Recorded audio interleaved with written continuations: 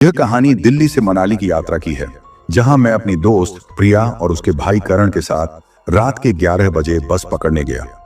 सफर के दौरान सुरेश जी नाम के एक अनुभवी ड्राइवर ने हमें अनजाने में एक कच्चे रास्ते पर मोड़ दिया। घने कोहरे और अंधेरे ने माहौल को और भी रहस्यमयी बना दिया।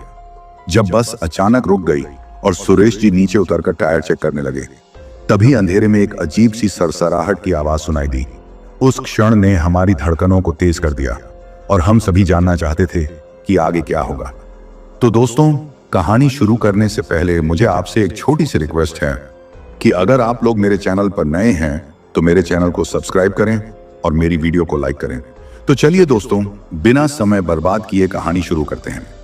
मैं आपको एक रोमांचक और डरावनी कहानी सुनाने जा रहा हूं जो वास्तविक जीवन से प्रेरित है। यह कहानी दिल्ली से मनाली की यात्रा की है। मैंने यह सफर तब शुरू किया जब मैं अपनी दोस्त प्रिया और उसके भाई करण के साथ रात के 11 बजे दिल्ली से मनाली की बस पकड़ने के लिए कश्मीरी गेट बस अड्डे पर पहुंचा। ठंडी हवा चल रही थी और स्टेशन पर अलग अलग आवाजें गूंज रही थीं। हम बस का इंतजार कर रहे थे जब अचानक ड्राइवर सुरेश जी बस के साथ हमारी ओर बढ़ते हुए दिखाई दिए। वो करीब 45 साल के शांत स्वभाव के आदमी लग रहे थे। उनके चेहरे पर हल्की थकान थी, लेकिन उनकी मुस्कान यात्रियों को आश्वस्त करने के लिए काफी थी। बस चलते ही हम सब काफी उत्साहित थे। प्रिया खिड़की के पास बैठी थी और करण मोबाइल पर गाने सुन रहा था। रास्ते में हाईवे की चकाचौंध और ट्रकों की कतारों के बीच बस तेज गति से आगे बढ़ रही थी। सुरेश जी का अनुभव साफ झलक रहा था, क्योंकि वो हर मोड़ को आराम से काट रहे थे। हमने उनसे बातचीत शुरू की तो पता चला कि वो पिछले 20 सालों से इस रूट पर बस चला रहे हैं। रात के करीब 2 बज रहे थे। हम हरियाणा को पार करके हिमाचल प्रदेश की सीमा में दाखिल हो चुके थे।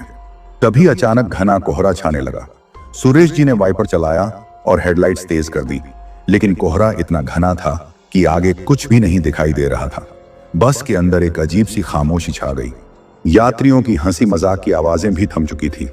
थोड़ी देर बाद सुरेश जी ने गाड़ी धीमी कर दी और कहा, शायद हमें थोड़ी देर रुक जाना चाहिए।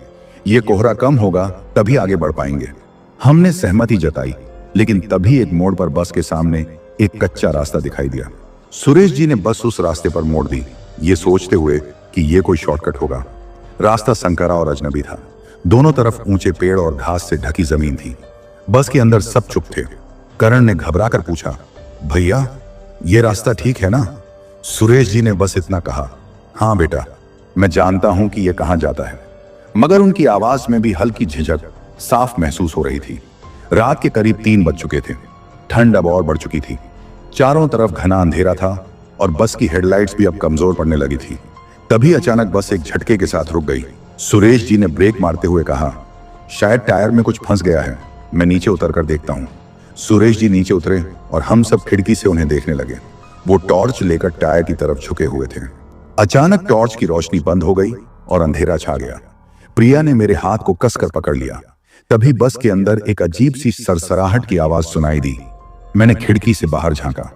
सुरेश जी अब भी बस के पास खड़े थे, लेकिन उनकी टॉर्च बंद हो चुकी थी।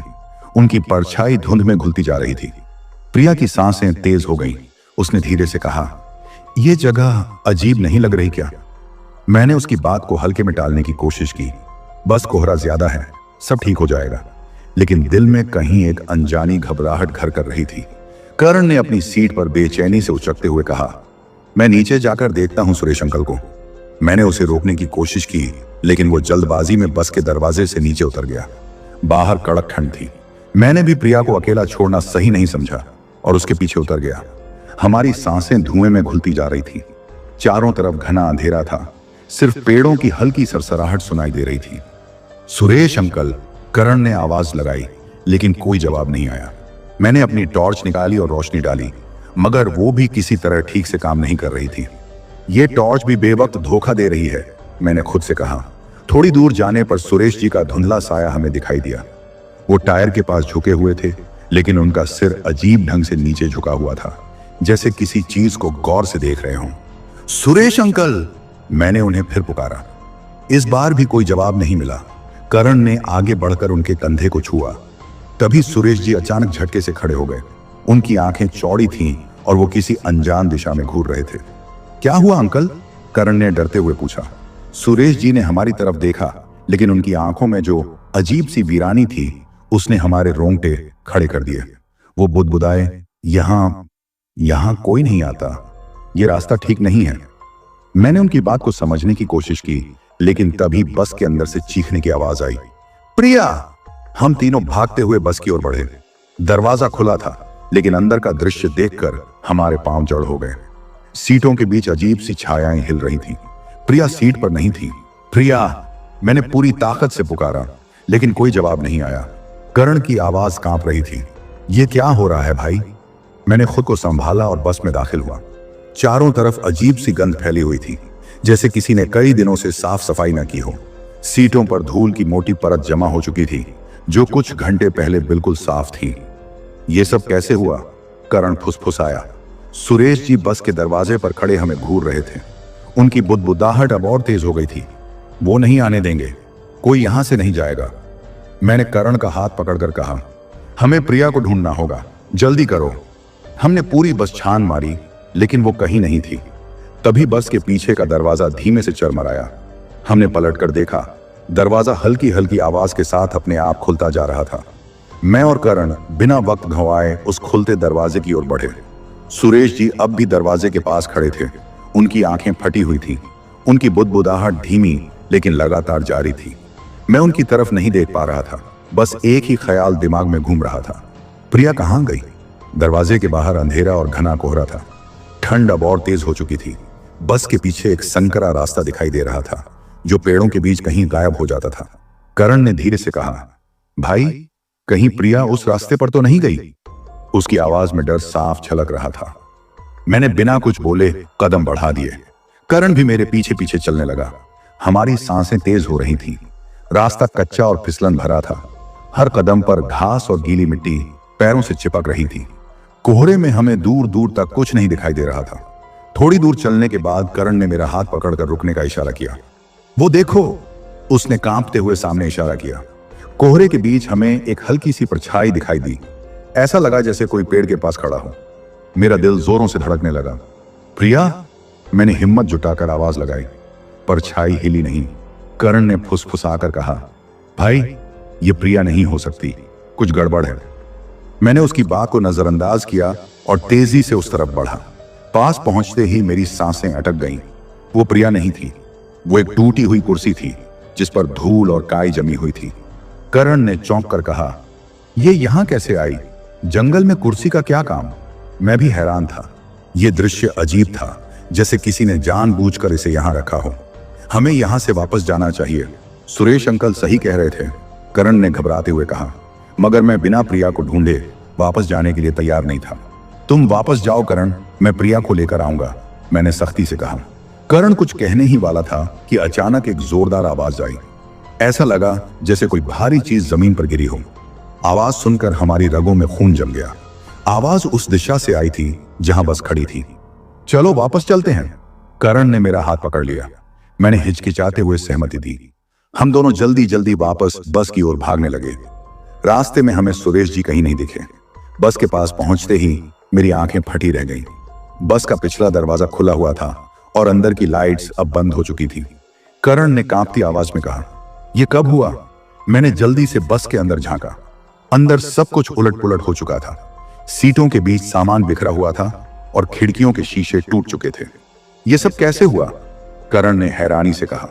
तभी एक हल्की सी सिसकी सुनाई दी। आवाज बस के पिछले हिस्से से आ रही थी। मैंने करण को इशारा किया और हम धीरे धीरे उस तरफ बढ़े। सीटों के बीच से गुजरते हुए हमारी धड़कनें तेज हो रही थीं। आवाज पास आती जा रही थी। मेरे पैर अचानक रुक गए। करण ने कांपती आवाज में कहा, भाई, ये आवाज। मैंने उसकी बात पूरी होने से पहले ही देखा। बस की आखिरी सीट पर कोई बैठा था। बस की आखिरी सीट पर हल्की रोशनी में एक परछाई सी दिखाई दे रही थी। मेरी आंखें उस दिशा में टिक गई। करण ने धीरे से मेरा हाथ पकड़ लिया। भाई, ये कौन हो सकता है? उसकी आवाज थरथरा रही थी। मैंने खुद को संभाला और उस तरफ बढ़ा। कौन है वहां? मैंने आवाज लगाई, लेकिन कोई जवाब नहीं मिला। बस हल्की हल्की सिसकियों की आवाज आ रही थी। जब मैं पास पहुंचा तो देखा वो प्रिया थी। उसका चेहरा घुटनों में छिपा हुआ था और उसके कंधे लगातार कांप रहे थे। प्रिया! मैंने हड़बड़ाकर उसे झकझोरा। उसने धीरे से सिर उठाया। उसकी आंखें लाल थीं, जैसे वो बहुत देर से रो रही हो। क्या हुआ, तुम यहाँ कैसे पहुंची? मैंने जल्दी जल्दी सवाल किए।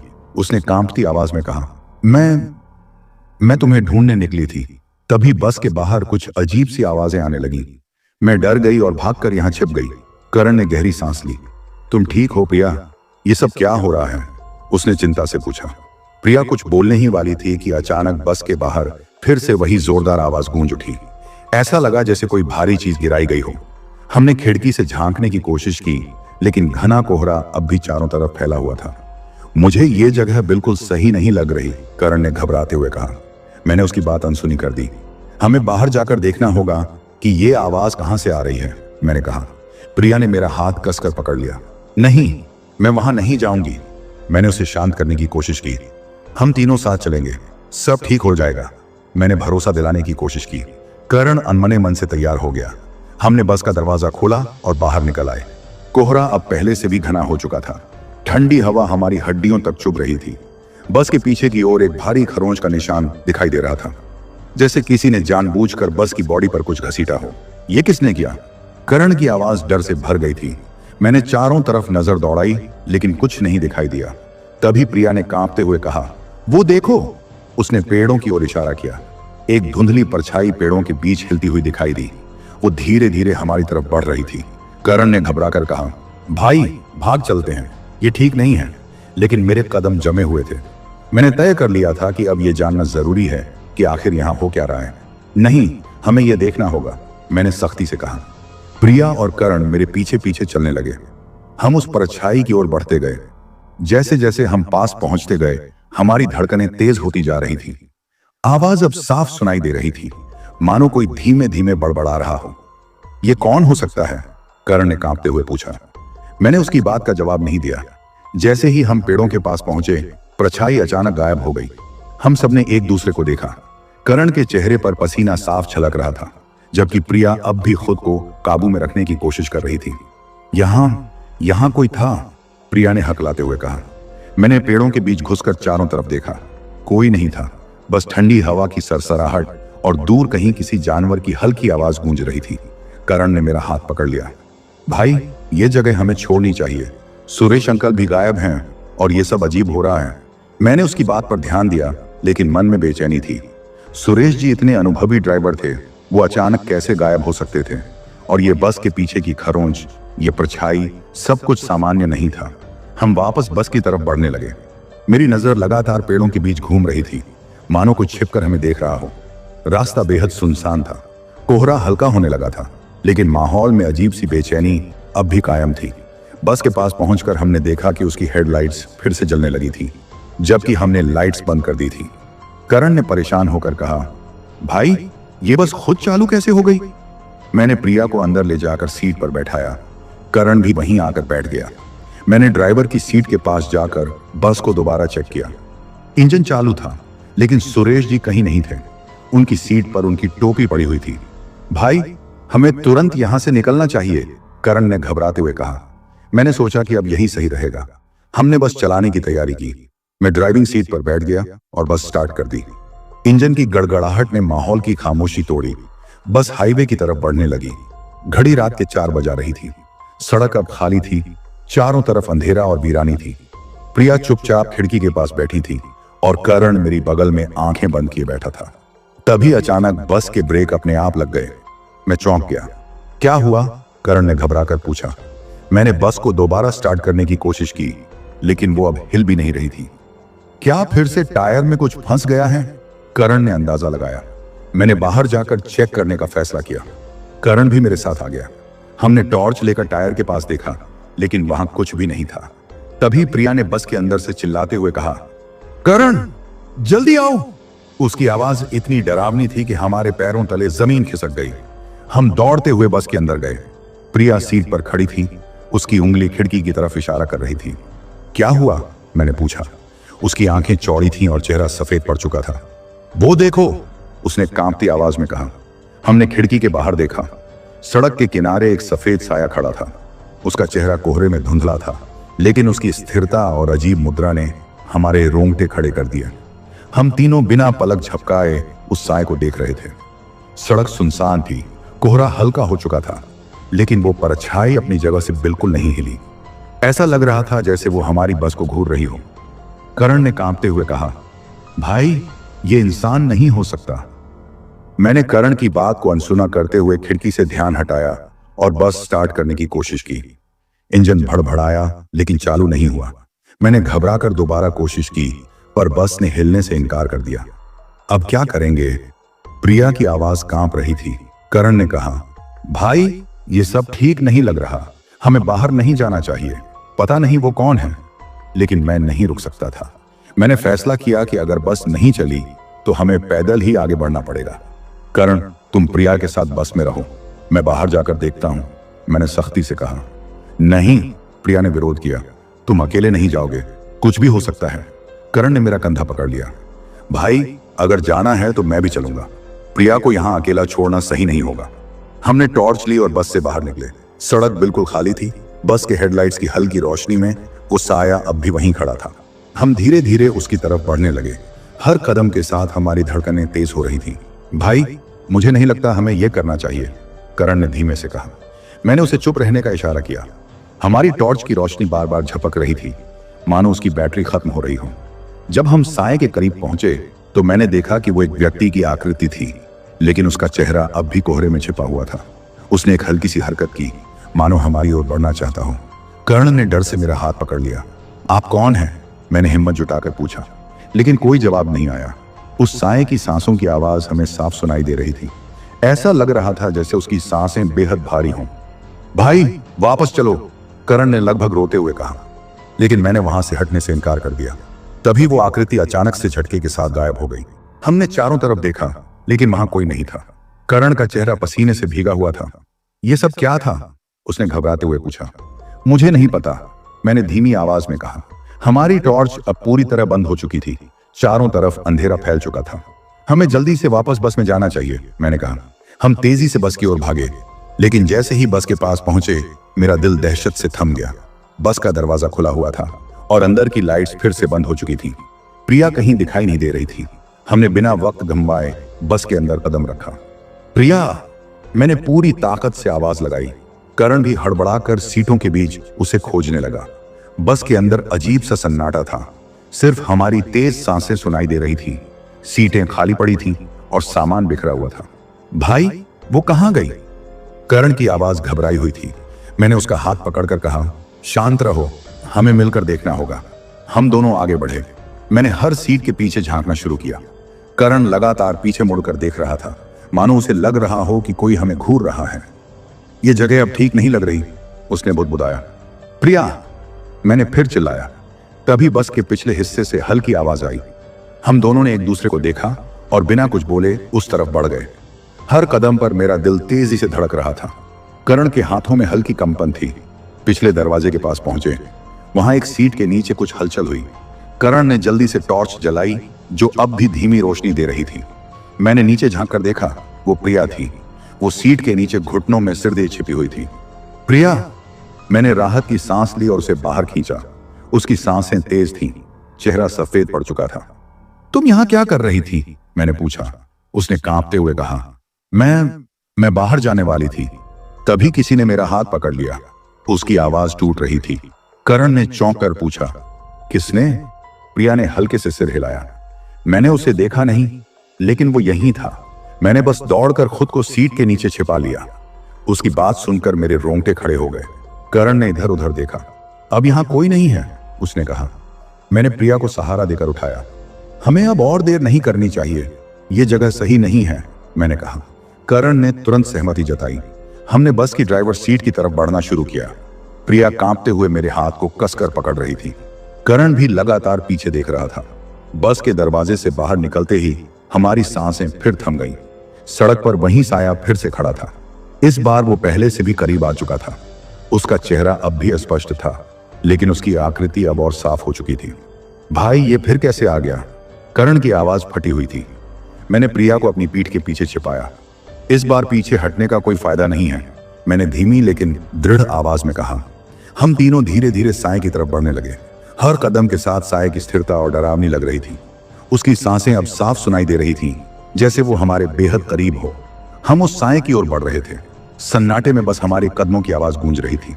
करण ने धीरे से कहा, भाई ये सच में इंसान नहीं लग रहा। उसकी आवाज में डर साफ झलक रहा था। प्रिया ने कांपते हुए मेरा हाथ कसकर पकड़ लिया। हम क्यों इसकी तरफ जा रहे हैं? हमें भाग जाना चाहिए, उसने लगभग रोते हुए कहा। मैंने उसकी बात अनसुनी करते हुए अपनी टॉर्च का रुख उस साए की ओर किया। रोशनी पड़ते ही वो आकृति हल्की सी हिली, जैसे उसकी आंखें चमकी हों। मेरी रीढ़ में सिहरन दौड़ गई। करण ने मेरा कंधा झकझोरते हुए कहा, भाई ये कुछ गड़बड़ है। लेकिन मैंने कदम नहीं रोके। हमें यह पता करना होगा कि ये कौन है, मैंने सख्ती से कहा। जैसे ही हम उसके करीब पहुंचे, वो आकृति अचानक गायब हो गई। चारों तरफ घना अंधेरा फैल गया। प्रिया की चीख गूंज उठी। ये कहां गया? करण ने घबराते हुए कहा। हम चारों तरफ देखने लगे, लेकिन वहां कोई नहीं था। मैंने अपनी सांसों को काबू में करते हुए कहा, हमें बस की तरफ वापस चलना चाहिए। लेकिन जैसे ही हमने मुड़ने की कोशिश की, सड़क के दूसरी तरफ से एक भारी गड़गड़ाहट सुनाई दी। ऐसा लगा जैसे कोई बड़ा पत्थर लुढ़क रहा हो। करण ने चौंक कर कहा, अब ये क्या था? हम उस दिशा में भागे।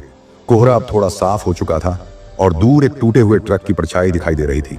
मैंने प्रिया से कहा, तुम यहीं रुको, मैं और करण जाकर देखते हैं। लेकिन उसने मेरे हाथ को कसकर पकड़ लिया। मैं अकेली नहीं रुकूंगी। करण ने भी सिर हिलाया। भाई हम सब साथ रहेंगे। हम तीनों ट्रक की ओर बढ़े। ट्रक पूरी तरह पलट चुका था। उसके शीशे चकनाचूर थे। अंदर ड्राइवर सीट खाली थी। कोई भी नहीं है, करण ने हैरानी से कहा। तभी ट्रक के पीछे से हल्की सरसराहट की आवाज आई। मैंने इशारे से करण और प्रिया को शांत रहने के लिए कहा। हम धीरे धीरे ट्रक के पीछे झांकने लगे। वहां घनी झाड़ियों के बीच कुछ हिलता हुआ दिखाई दिया। करण ने फुसफुसाकर कहा, भाई ये जगह सच में ठीक नहीं है, हमें तुरंत यहां से निकलना चाहिए। मैंने उसकी बात का जवाब नहीं दिया। ट्रक के पीछे जो हलचल हो रही थी वो लगातार बढ़ रही थी। मेरी टॉर्च की रोशनी अब भी कमजोर थी, लेकिन मैंने अपनी हिम्मत नहीं हारी। जैसे ही हमने झाड़ियों के पास कदम रखा, अचानक वहां से कुछ भागा। वो इतनी तेजी से हिला कि हम पहचान भी नहीं पाए कि वो क्या था। प्रिया की सांस तेज हो गई। क्या था वो? उसने कांपते हुए पूछा। मैंने उसकी तरफ देखा और धीरे से कहा, मुझे नहीं पता, लेकिन यहां कुछ अजीब जरूर है। करण ने मेरी बात का समर्थन किया। भाई अब और नहीं, हमें यहां से तुरंत जाना होगा। लेकिन मेरी नजर अब ट्रक के पीछे पड़े एक बड़े खरोंच के निशान पर थी। वो खरोंच इतनी गहरी थी मानो किसी भारी चीज ने ट्रक को घसीटा हो। हम तीनों अब ट्रक के आसपास खड़े थे। अजीब सी खामोशी माहौल में तैर रही थी। करण की सांसें तेज हो रही थीं और प्रिया अब भी मेरा हाथ कसकर पकड़े हुए थी। मैंने खरोंच के निशान को गौर से देखा। वो इतने गहरे और बड़े थे कि मानो किसी जानवर ने नहीं, बल्कि किसी भारी मशीन ने ट्रक को घसीटा हो। ये खरोंच यहां कैसे आई? करण ने लगभग फुसफुसाते हुए पूछा। मैंने बिना जवाब दिए अपने कदम आगे बढ़ाए। सड़क का यह हिस्सा अजीब तरह से वीरान लग रहा था। कहीं कोई गाड़ी या इंसान नहीं था, जबकि यह हाईवे था और इस वक्त हलचल होनी चाहिए थी। भाई हमें बस की तरफ लौटना चाहिए, करण ने धीरे से कहा। उसकी आवाज में घबराहट साफ महसूस हो रही थी। थोड़ा और देख लेते हैं, मैंने कहा। प्रिया ने हल्के से विरोध किया। मैं यहां और नहीं रुक सकती, ये जगह मुझे बहुत अजीब लग रही है। मैं समझ सकता था कि वो डरी हुई थी, लेकिन कुछ ऐसा था जो मुझे वहां से जाने से रोक रहा था। ऐसा लग रहा था कि यह जगह कुछ छिपा रही है। हमने ट्रक के चारों ओर एक और चक्कर लगाया।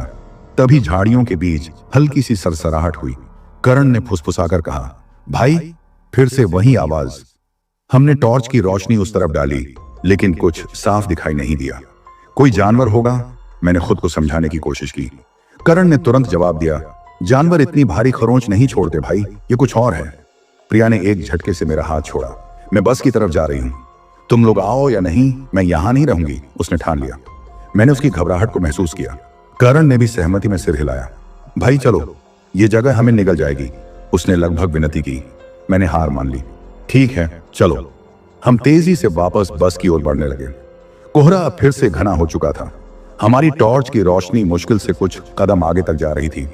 रास्ते में करण ने धीरे से कहा, भाई तुम्हें नहीं लगता कि हम यहां फंस गए हैं? उसकी आवाज में चिंता थी। नहीं, मैंने उसे दिलासा दिया। बस थोड़ी दूर है, सब ठीक होगा। लेकिन मेरी बात खुद मुझे आश्वस्त नहीं कर पाई, क्योंकि हमें चलने के बावजूद बस कहीं दिखाई नहीं दे रही थी। भाई हम काफी दूर निकल चुके हैं, करण ने कहा। प्रिया ने सहमति में सिर हिलाया। बस कहां है? मेरे कदम रुक गए। ये वही रास्ता था जहां से हम आए थे, लेकिन बस कहीं नहीं दिख रही थी। मेरी सांस तेज हो गई। ये कैसे हो सकता है? मैंने खुद से कहा। करण ने घबराकर चारों तरफ देखा। हम रास्ता भटक गए हैं, उसने डरते हुए कहा। नहीं, मैंने खुद को शांत रखने की कोशिश की।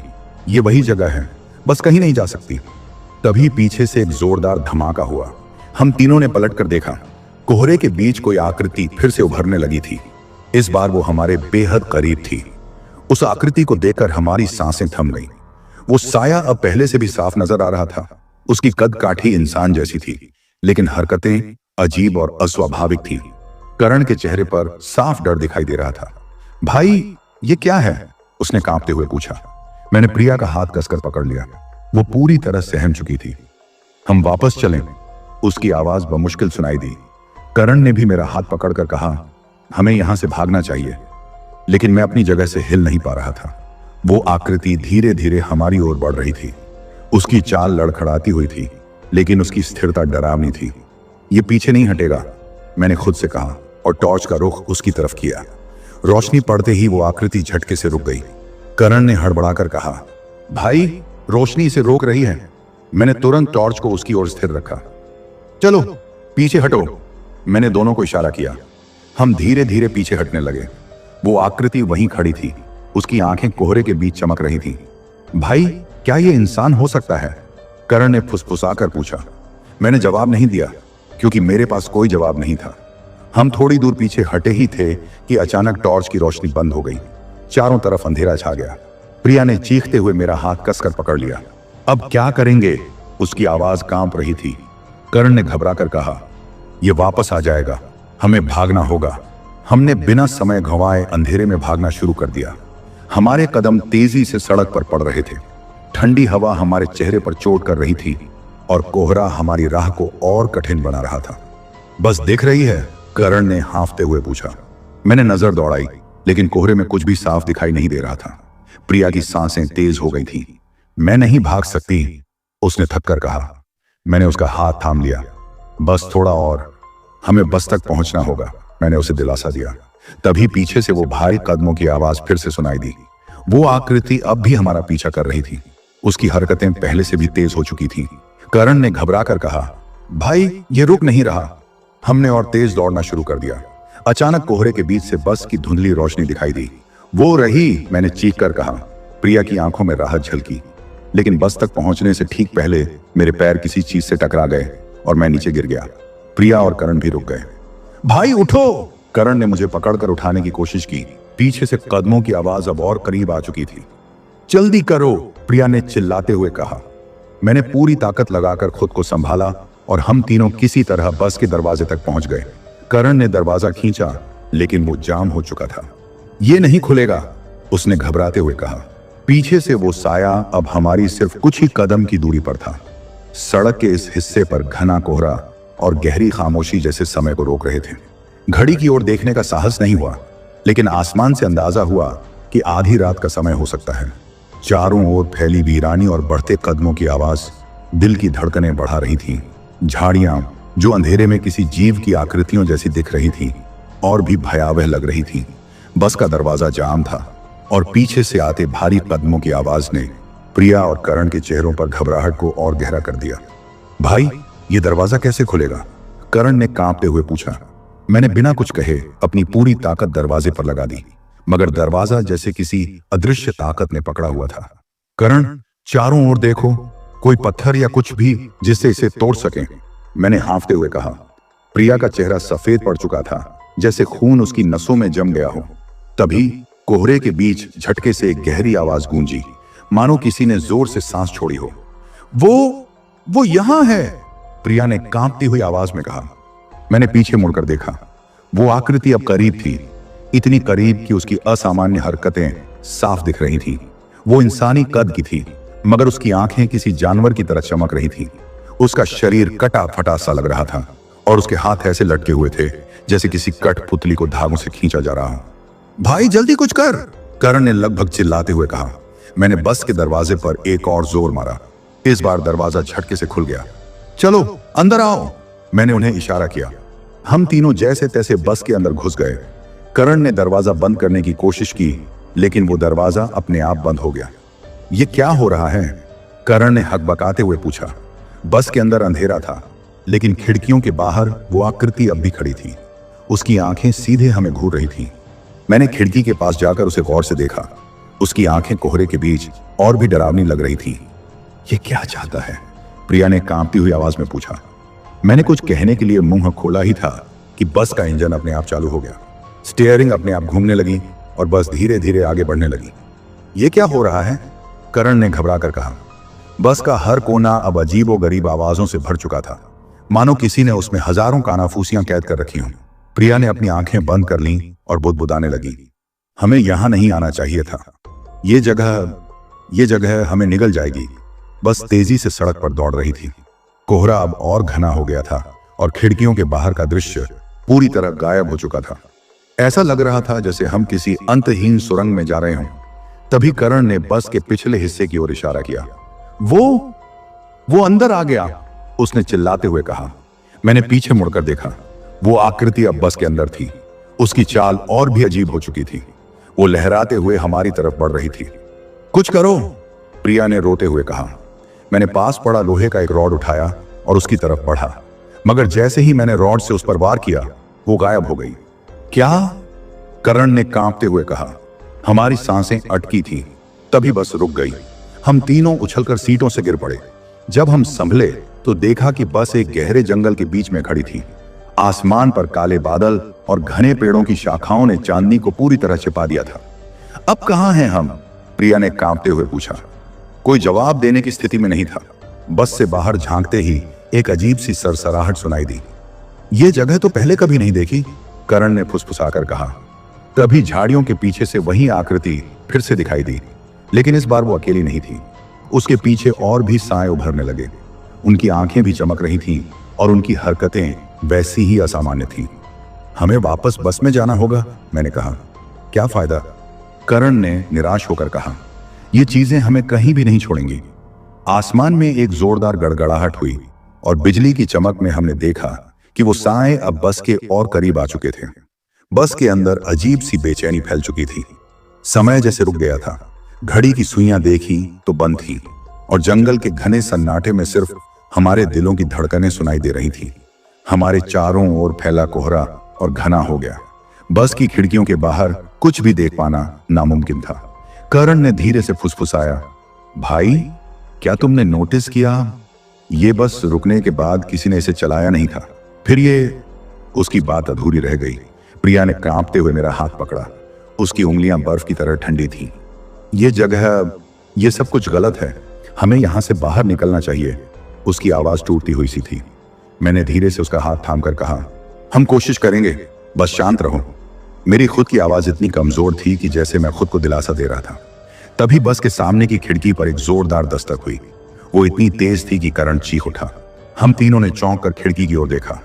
कोहरे के पीछे सिर्फ एक अंधेरा साया दिखाई दे रहा था। वो वापस आ गया, करण ने बुरी तरह कांपते हुए कहा। इस बार वो आकृति स्थिर नहीं थी। वो बस के दरवाजे पर जोर जोर से वार करने लगी। ये अंदर आने की कोशिश कर रहा है, प्रिया चीख पड़ी। मैंने जल्दी से बस के अंदर चारों ओर देखा।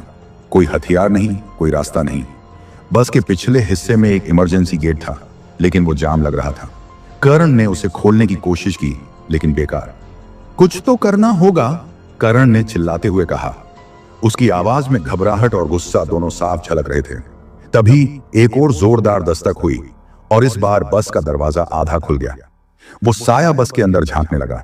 उसकी आंखें कोहरे और अंधेरे के बीच जलते अंगारों की तरह चमक रही थीं।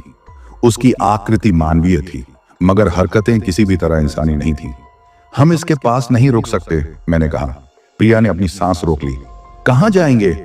बस का इंजन अचानक फिर चालू हो गया। बिना किसी ड्राइवर के स्टीयरिंग अपने आप घूमने लगा। बस धीरे धीरे आगे बढ़ने लगी, मगर उस साए ने हमारा पीछा करना नहीं छोड़ा। सड़क अब पूरी तरह अजीब हो चुकी थी। दाएं बाएं सिर्फ पेड़ थे जो और ऊंचे और डरावने लग रहे थे। समय का कोई अंदाजा नहीं था। कर्ण ने चिल्लाते हुए कहा, भाई, ये बस हमें कहां ले जा रही है? मैंने खिड़की से बाहर देखा। दूर कहीं सड़क खत्म होती दिख रही थी, लेकिन बस की रफ्तार बढ़ती जा रही थी। हमें इसे रोकना होगा, मैंने कहा और सामने जाकर स्टीयरिंग को पकड़ने की कोशिश की, मगर मेरे हाथ लगते ही स्टीयरिंग ने मुझे जोर से पीछे धकेल दिया। ये बस किसी के काबू में नहीं है, कर्ण ने कहा। उसकी आवाज में थकान और डर साफ झलक रहे थे। तभी एक भयानक आवाज ने बस के अंदर सब कुछ सन्न कर दिया। ऐसा लगा जैसे किसी ने कान के पास जोर से चीखा हो। क्या था वो? प्रिया ने डर से कांपते हुए पूछा। मैंने चारों ओर देखा। बस के पिछले हिस्से में हलचल हुई। ऐसा लगा जैसे कोई वहां छिपा हुआ हो। करण ने मेरी तरफ देखा। उसकी आंखों में डर और सवाल दोनों थे। वहां कोई है? मैंने धीमे से कहा। कौन? प्रिया ने घबरा कर पूछा। हम तीनों ने धीरे धीरे पिछले हिस्से की ओर कदम बढ़ाए। हर कदम के साथ बस के अंदर की खामोशी और भारी हो रही थी। जब हम पिछले हिस्से में पहुंचे तो देखा कि एक सीट पर किसी का अंधेरा साया बैठा हुआ था। कौन हो तुम? मैंने कांपती हुई आवाज में पूछा। वो साया धीरे धीरे हमारी ओर मुड़ा। उसकी आंखों से आंसुओं की जगह खून बह रहा था। उसके होंठ हिल रहे थे मगर कोई आवाज नहीं निकल रही थी। हमसे क्या चाहिए तुम्हें? करण चिल्लाया। वो साया धीरे से उठा और बस के सामने की ओर बढ़ने लगा। उसकी हरकतें इतनी अजीब थीं कि हमारी जगह से हिलने की हिम्मत नहीं हो रही थी। तभी बस अचानक एक झटके से रुक गई। बाहर का कोहरा अब पूरी तरह गायब हो चुका था, मगर जो दिखा उसने हमारी सांसें रोक दी। बस एक गहरे दलदल के किनारे खड़ी थी। दलदल से उठती सड़ांध और उसमें से उभरती सैकड़ों हड्डियों ने माहौल को और डरावना बना दिया। अब क्या करेंगे? प्रिया ने कांपते हुए कहा। यहां से भागने का कोई रास्ता नहीं है, करण ने धीरे से कहा। उसकी आवाज में हार और डर साफ झलक रहा था। पीछे मुड़कर देखा तो वो साया गायब हो चुका था, मगर बस के हर कोने से अब फुसफुसाहटें सुनाई देने लगी। अगर आपको ये कहानी पसंद आई हो और आप जानना चाहते हैं कि आगे क्या हुआ, तो प्लीज हमारे चैनल को सब्सक्राइब करें और बेल आइकन को दबाना न भूलें, ताकि आप हमारी अगली रोमांचक कहानी मिस न करें। अगली बार हम आपको इस रहस्यमयी बस और दलदल के पीछे के भयानक सच से रूबरू कराएंगे। तो जुड़े रहिए और इंतजार कीजिए हमारी अगली वीडियो का।